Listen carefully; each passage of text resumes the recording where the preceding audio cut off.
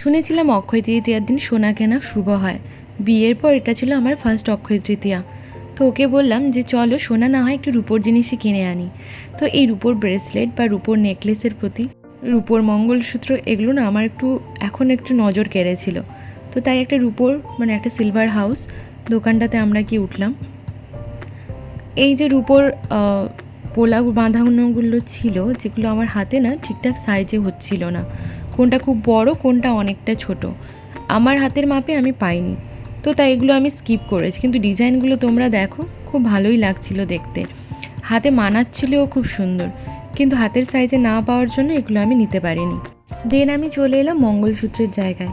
মঙ্গলসূত্রগুলো দেখতে আমার খুবই ভালো লাগছিল, বিভিন্ন রকমের কালেকশন ছিল। সোনার থেকে আমার মনে হচ্ছিল রূপোর মঙ্গলসূত্রই বেশি সুন্দর দেখতে লাগছে, কারণ সোনার যা প্রাইস এখন তো হাত দেওয়াই যাবে না। তো এই ডিজাইনটাও দেখছিলাম, আমার খুব ভালো লাগছিল, ছোটো ছোটোর উপরে, আর একটা ছোটো লেন্থে আমি চাইছিলাম। তো ওখানে অনেকগুলো কালেকশন ছিল, তার মধ্যে থেকে আমি একটাই নিয়েছিলাম।